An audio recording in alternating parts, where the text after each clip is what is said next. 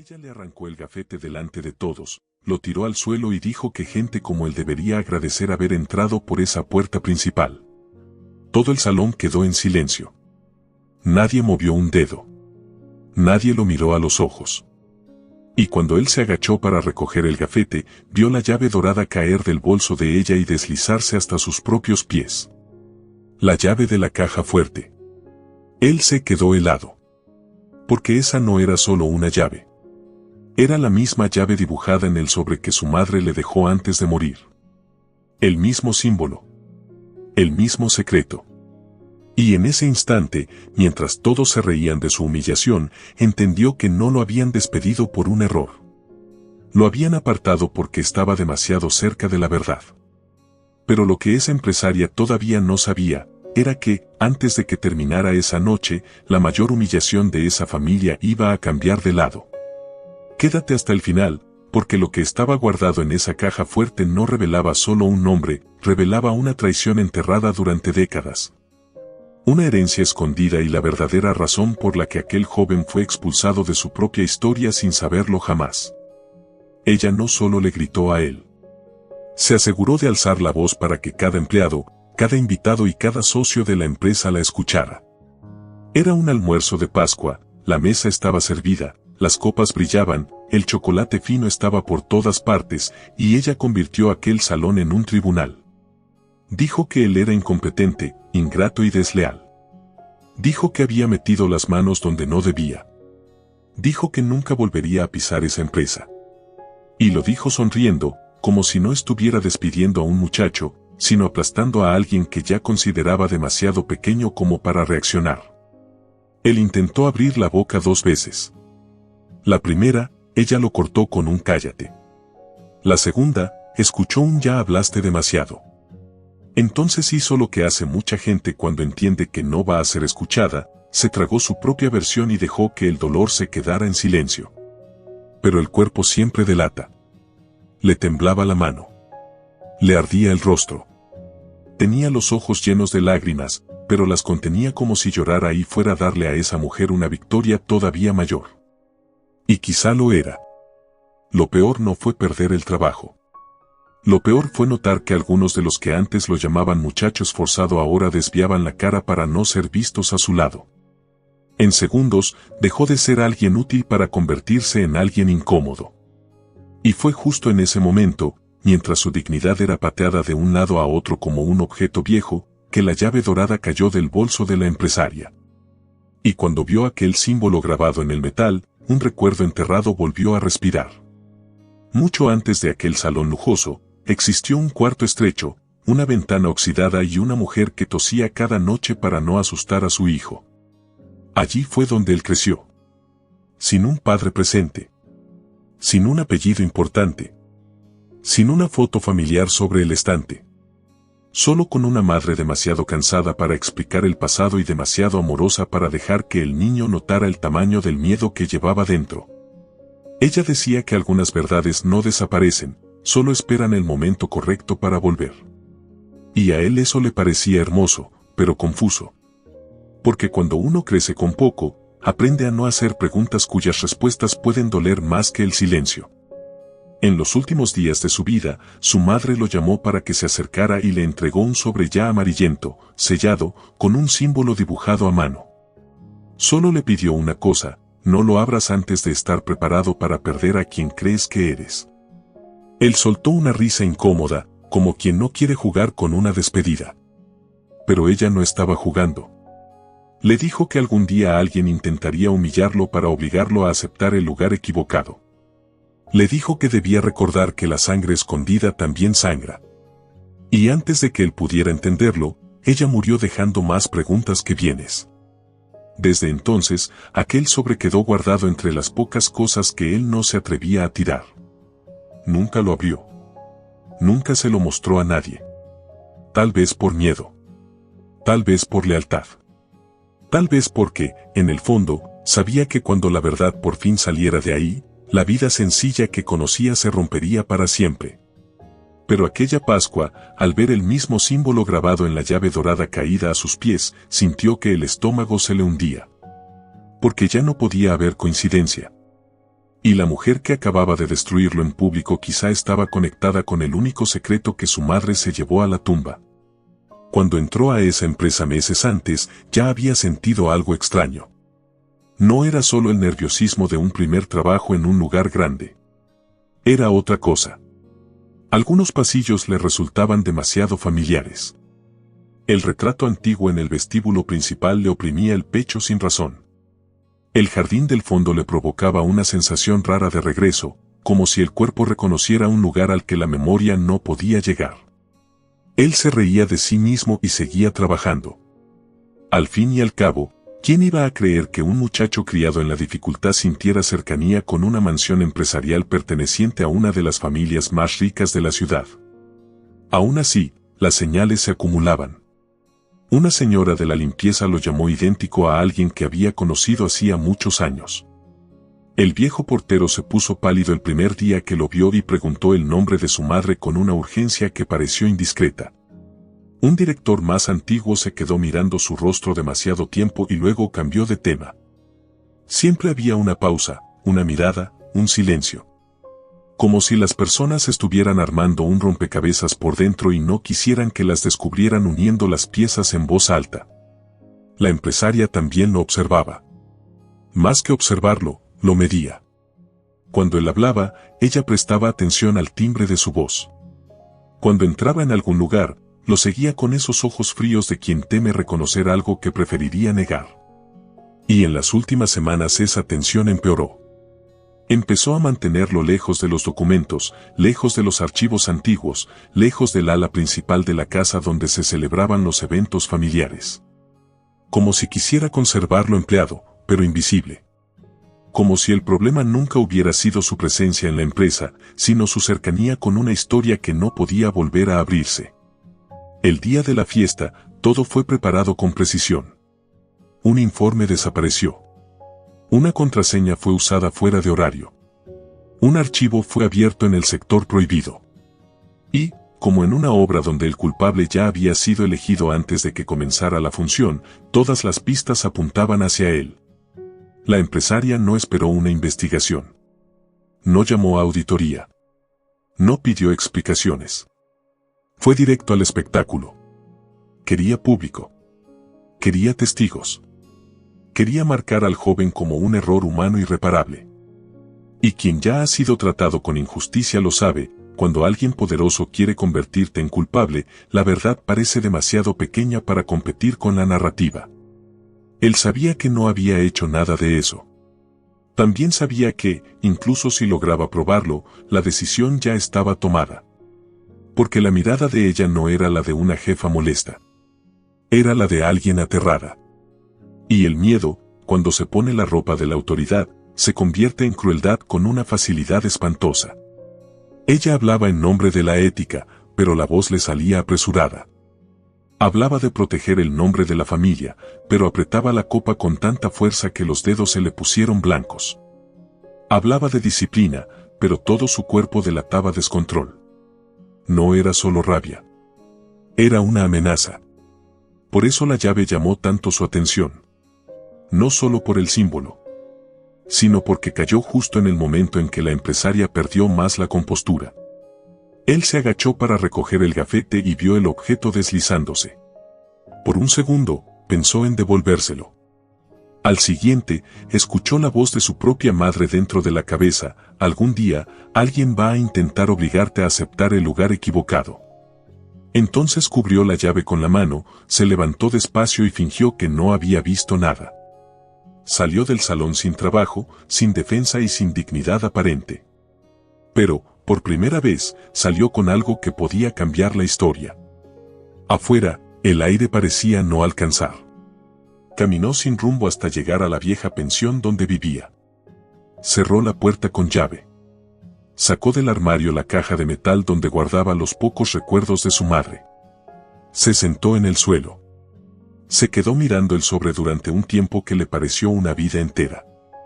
El papel estaba gastado en los bordes, el dibujo de la llave todavía seguía visible. Puso la llave dorada al lado del símbolo y casi soltó una risa nerviosa. Era igual. No parecido. Igual. Le tembló la mano. El corazón se le disparó.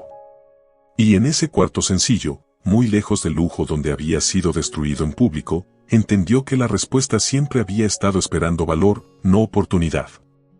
Cuando rompió el sello, no encontró una carta larga. Encontró pocas líneas. Directas. Crueles.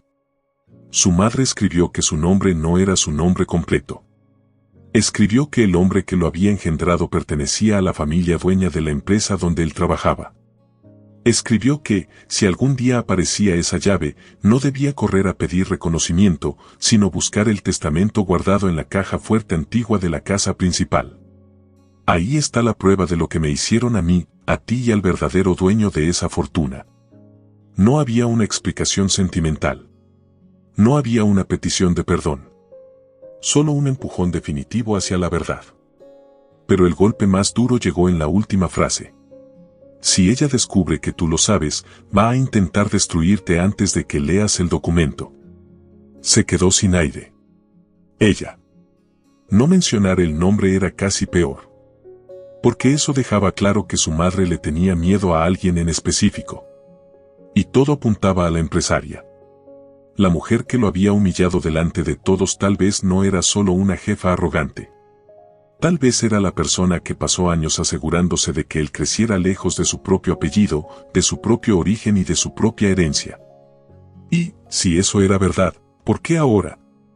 ¿Qué fue exactamente lo que ella pensó que él estaba a punto de descubrir? A la mañana siguiente, fue a buscar al único rostro de la empresa que parecía haber visto más de lo que decía, el viejo portero. Encontró al hombre saliendo temprano, con pasos lentos y mirada cansada. Cuando le mostró la llave dorada, el señor palideció de una manera que ninguna respuesta habría podido ocultar. Intentó irse. Dijo que no quería problemas. Dijo que la gente poderosa entierra a quien se mete con el pasado. Pero el joven insistió, y a veces la verdad empieza justo cuando alguien demasiado cansado para seguir mintiendo entiende que el silencio ya causó suficiente daño. El portero le contó que, muchos años antes, el verdadero dueño de la empresa era un hombre muy distinto de lo que la familia decía en público. Menos frío. Más justo. Enamorado de una mujer que jamás fue aceptada por los parientes ricos. Una mujer sencilla, inteligente y discreta. La relación fue escondida, combatida, ridiculizada. Después vino la muerte repentina del patriarca, el ascenso apresurado de otros miembros de la familia y un cambio extraño en el testamento. El tema desapareció de la casa como si nunca hubiera existido. Quien preguntaba demasiado, se iba. Quien sabía demasiado, callaba. Y quien de verdad sufrió fue empujado lejos sin derecho a nombre, duelo ni defensa. Entonces el viejo lo miró fijamente y soltó lo que llevaba guardando desde el primer día en que lo vio, tiene su rostro. No era un elogio ni una metáfora. Era una constatación. La misma mandíbula. La misma forma de inclinar la cabeza cuando desconfiaba de algo. La misma mirada triste cuando intentaba parecer fuerte. El joven sintió que el suelo se hundía bajo sus pies. Porque una cosa es sospechar un secreto. Otra muy distinta es escuchar de la boca de alguien que vio el pasado con sus propios ojos que toda tu vida fue construida sobre una exclusión planeada. Pero el portero todavía tenía una última pieza, y esa explicaba por qué la empresaria entró en pánico durante la fiesta. Días antes de Pascua, el joven había sido enviado por error al archivo muerto para buscar unas cajas antiguas. No le dio importancia en ese momento. Pero, entre papeles húmedos y amarillentos, encontró un libro de registros con nombres de la familia y movimientos patrimoniales. Vio repetida varias veces la palabra caja fuerte. Vio fechas cercanas a su nacimiento. Vio una firma que también aparecía en el sobre que le dejó su madre. Y, sin saber el tamaño del peligro, tomó una foto rápida de una de las páginas con el celular, pensando en revisarla después. No se dio cuenta de que las cámaras internas lo estaban observando. La empresaria lo vio. Y lo entendió antes que él. Entendió que el azar había puesto en las manos equivocadas el rastro correcto. Por eso armó la acusación. Por eso decidió humillarlo delante de todo el mundo, rompiendo cualquier posibilidad de que después pudiera ser escuchado con credibilidad. Despedirlo ya era cruel. Pero despedirlo en público tenía otra función: convertir a aquel joven en alguien desacreditado. Si más adelante aparecía con alguna denuncia, parecería la venganza de un ex empleado frustrado. Era un golpe preventivo. Un asesinato moral antes de que surgiera la prueba material. Al escuchar eso, la sangre le hirvió como nunca. Porque ahora el dolor tenía nombre. No era mala suerte. No era un malentendido. No era diferencia social. Era una estrategia. Le habían robado más que dinero. Le habían robado origen, pertenencia, historia, dignidad. Y, por primera vez desde la humillación, dejó de sentirse pequeño. La rabia, cuando se une con la verdad, a veces le devuelve al cuerpo la postura que la vergüenza intenta doblar. Pero el portero le sujetó el brazo y le advirtió: entrar en esa casa sin pensar sería caer en la trampa perfecta. Aunque había otra persona dentro de la familia que también sospechaba del pasado, y tal vez estaba lista para hablar. Era la hermana del difunto patriarca y vivía prácticamente aislada en un anexo de la antigua propiedad, tratada como alguien incómoda en las reuniones e ignorada en las grandes decisiones. Decían que era amarga, que inventaba cosas, que vivía atrapada en el pasado. Pero, en la mayoría de las familias poderosas, quien insiste en recordar lo que los demás quieren borrar acaba recibiendo justamente la etiqueta de loco. El joven fue a verla sin saber si lo recibiría. Llevó la llave, el sobre y el poco valor que todavía le quedaba. Cuando la señora abrió la puerta y vio su rostro, se llevó la mano a la boca antes de decir una sola palabra. No necesitó mucho tiempo para entender. Hizo pasar al joven. Cerró las cortinas. Sacó de un cajón una fotografía antigua. En ella aparecía el patriarca al lado de una mujer sencilla, sonriendo sin posar, en un jardín muy parecido al de la empresa. El muchacho apenas logró parpadear. Era su madre, más joven. Entonces la señora confirmó lo que faltaba: su hermano pensaba reconocer oficialmente a su hijo y cambiar la repartición de la herencia. Pero murió antes. Y, poco después de su muerte, la empresaria, que en aquel tiempo todavía no mandaba en todo, pero ya manipulaba a quien sí mandaba, hizo desaparecer el testamento original y presentó otro, conveniente, frío. Demasiado limpio. Pero la señora guardaba un recuerdo valioso. Dijo que el documento verdadero no había sido destruido. Había sido escondido en la caja fuerte antigua de la biblioteca, porque su hermano desconfiaba de su propia familia. Y la llave dorada no abría toda la caja fuerte. Liberaba un compartimento interno, donde estarían la versión original del testamento y una carta firmada de puño y letra. El joven sintió el corazón acelerarse otra vez. La prueba existía. Era real. Estaba al alcance. Pero la anciana lo miró con una tristeza profunda y le advirtió: si abres esa caja fuerte, no estarás peleando por dinero, estarás declarando la guerra contra quienes han vivido toda su vida protegiendo una mentira. La casa principal estaría vacía durante algunas horas esa misma noche. La empresaria asistiría a una cena benéfica, de esas que generan fotos, titulares y aplausos convenientes. El portero conocía una entrada lateral olvidada. La señora sabía exactamente dónde estaba la biblioteca antigua. El plan sonaba simple cuando se decía rápido. Pero cuando cayó la noche y el joven volvió a poner un pie en esa propiedad, todo dentro de él tembló. No era solo miedo a ser descubierto. Era la sensación de estar entrando al lugar del que fue arrancado antes siquiera de aprender su propio nombre. Cada pasillo parecía más estrecho. Cada sombra tenía forma de trampa. El reloj de la sala sonaba demasiado fuerte. El suelo antiguo crujía como si delatara cada paso. Llegar a la biblioteca ya fue una prueba de nervios. Entrar en ella fue peor. El olor a madera vieja, cuero, libros guardados y tiempo detenido casi lo hizo olvidar por qué estaba allí. Pero entonces vio el retrato del patriarca sobre la chimenea. Y, por primera vez, no sintió solo extrañeza. Sintió reconocimiento. Como si el rostro pintado también lo estuviera mirando con la urgencia de quien espera demasiado tiempo a alguien que debió haber llegado hace años. Detrás de la estantería principal estaba la caja fuerte. Antigua, pesada, silenciosa como un animal dormido. La llave giró en el primer mecanismo con dificultad. En el segundo, más profundo, abrió el compartimento interno oculto. Dentro no había joyas, ni lingotes de oro, ni montones de dinero. Había papel. Un sobresellado. Una carpeta. Y una carta con el nombre de su madre escrito a mano. Él sostuvo todo con los dedos fríos, sintiendo cómo el mundo cambiaba de lugar sin hacer ruido. Pero, antes siquiera de abrirlo, escuchó el sonido seco de unos aplausos detrás de él. Y la voz de ella atravesó la oscuridad: sabía que volverías. No había venido sola. 2 guardias estaban detrás de ella. El sonido de sus tacones resonaba firme sobre el suelo de la biblioteca, y su sonrisa era de esas que no pertenecen a alguien en paz. No estaba sorprendida. Estaba aliviada. Como quien finalmente ve salir al problema de su escondite. Dijo que él había heredado de su madre la misma costumbre absurda de creer en la justicia.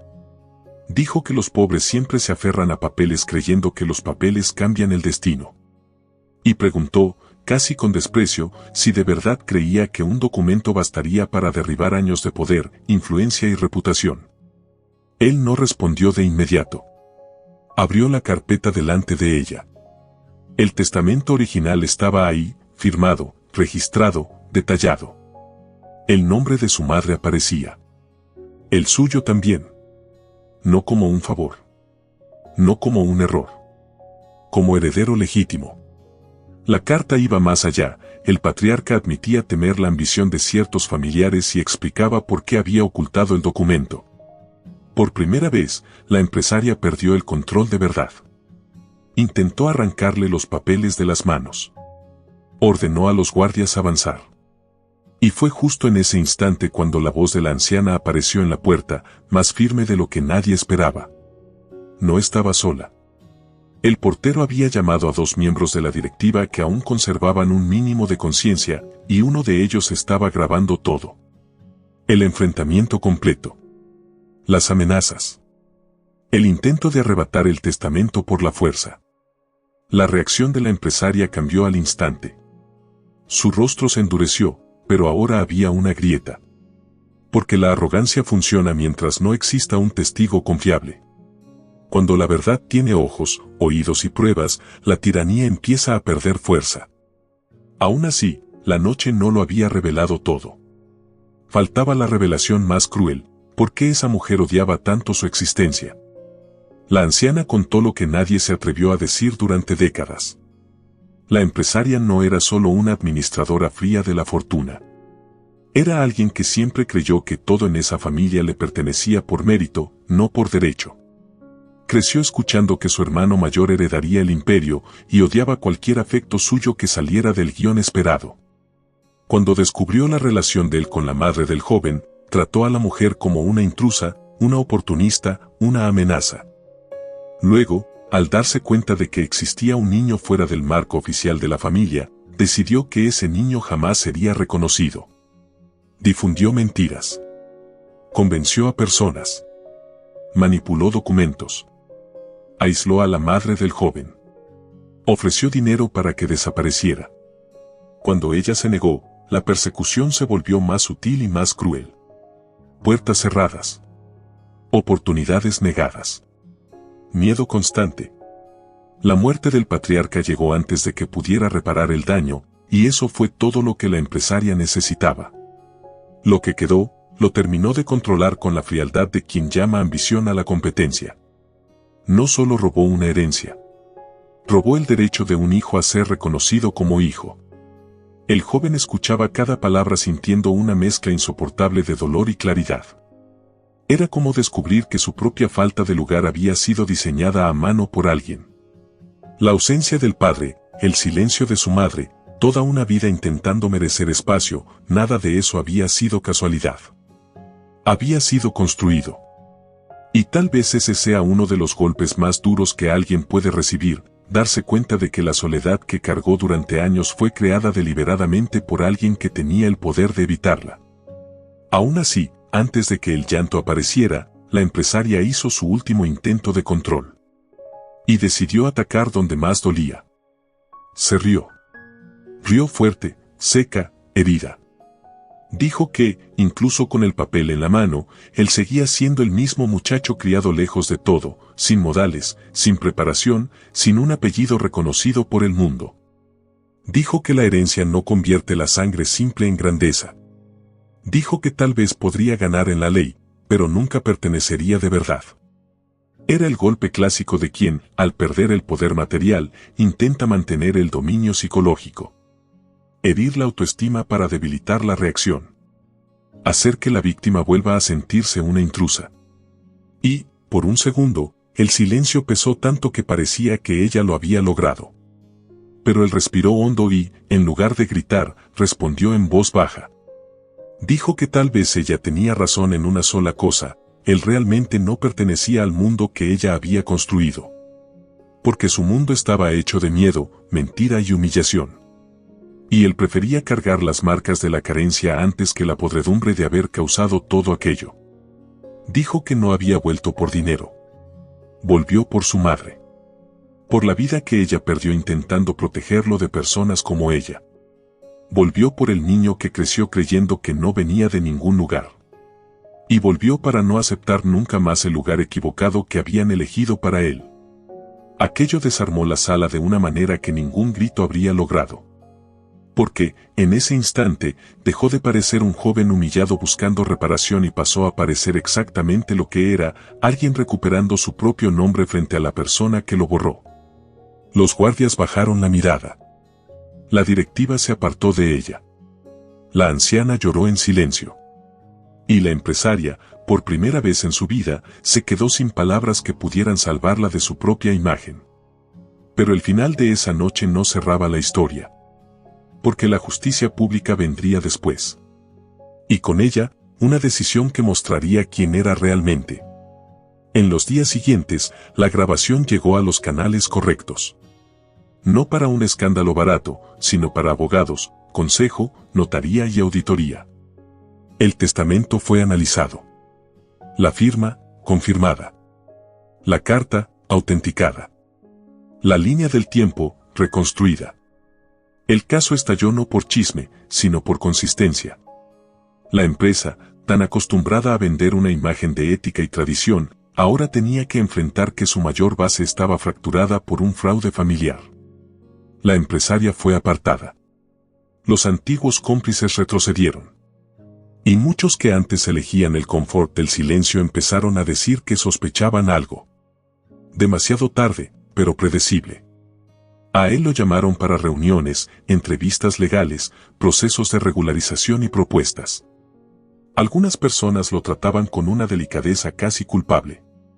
Otras, con un respeto demasiado nuevo para ser natural. Él lo notaba todo. Y, precisamente por eso, no se dejó deslumbrar por el cambio. Porque una verdad descubierta no borra de inmediato el vacío de los años robados. No devuelve abrazos que nunca existieron. No reconstruye una infancia sin padre. No revive a una madre humillada. La justicia es necesaria, pero no es magia. Y entender eso le impidió confundir reparación con sanación completa. Aún así, había una sensación que nunca había experimentado: una paz sin excusas. Por primera vez, no necesitaba demostrar que tenía valor para existir en un lugar. No tenía que rogar reconocimiento. No tenía que adivinar por qué siempre se había sentido fuera de sitio. La respuesta ahora tenía rostro, causa y documento. Y a veces, descubrir el origen de la herida cambia la forma en que duele. Pero, cuando todos esperaban que asumiera de inmediato una posición de poder en la empresa, él tomó una decisión que sorprendió a toda la familia. En lugar de correr hacia la silla principal, pidió tiempo. Dijo que no quería comenzar su historia repitiendo la lógica de quienes trataron a las personas como piezas. Propuso una auditoría humana, no solo financiera. Quiso revisar despidos antiguos, políticas de abuso, silencios comprados, empleados descartados. Pidió la creación de un fondo con el nombre de su madre para apoyar a mujeres abandonadas y a hijos sin reconocimiento legal. Algunos lo consideraron admirable. Otros, ingenuo. Pero él sabía exactamente lo que estaba haciendo: si esa fortuna nació cubierta de violencia, solo tendría un verdadero sentido si ayudaba a romper ese mismo ciclo en otras vidas. También decidió mantener cerca a quienes tuvieron valor cuando aún no había garantía de victoria. El viejo portero no fue tratado como un simple empleado de años, fue reconocido como testigo de dignidad. La anciana dejó de estar escondida en el anexo para volver al centro de la memoria familiar. Y los empleados que presenciaron la humillación en silencio recibieron algo que muchas empresas poderosas odian ofrecer, un espejo. No para humillarlos, sino para recordar que la neutralidad frente a la injusticia casi siempre protege al agresor. Fue duro. Necesario. Transformador. En cuanto a la empresaria, perdió el cargo, la influencia y la máscara. No porque él buscara una venganza ciega, sino porque las pruebas hicieron lo que debían hacer. Aún así, el joven rechazó el placer fácil de destruirla públicamente como ella intentó destruirlo a él. Y eso confundió a muchos. Algunos esperaban una revancha espectacular. Pero él ya había entendido algo que pocos aprenden a tiempo: quien ha vivido demasiada humillación debe tener cuidado de no convertir la justicia en una copia del mismo veneno. Y fue justamente esa decisión la que le dio a la historia un final más grande que el dinero. Al final, el testamento en la caja fuerte revelaba exactamente lo que la familia intentó ocultar durante años: él no era un intruso. No era un error. No era un joven cualquiera que apareció en la empresa por casualidad. Era el hijo borrado del verdadero dueño, el heredero legítimo de una historia robada, y la humillación pública de aquella Pascua había sido el último intento desesperado de mantenerlo lejos de la verdad. Pero la mayor revelación no estaba solo en el papel. Estaba en lo que hizo después de descubrirla. Porque mucha gente sueña con ser reconocida para finalmente sentirse alguien. Él también soñó con eso. Pero cuando la oportunidad llegó, entendió que el verdadero valor no nace del apellido que te negaron, sino del carácter que mantienes incluso después de descubrir todo lo que te arrebataron. Y quizá eso es lo que más duele a quienes viven en la mentira: darse cuenta de que la persona que intentaron destruir terminó siendo empujada directamente hacia el lugar que siempre le perteneció. Al final de todo, la empresaria le quitó un trabajo delante de todos. Pero la caja fuerte le devolvió una vida entera. Si esta historia te tocó, si alguna vez te has sentido humillado, rechazado o tratado como si no tuvieras valor, suscríbete ahora al canal y activa las notificaciones. Porque aquí, cada historia recuerda algo importante: la verdad puede tardar, pero cuando llega, lo cambia todo.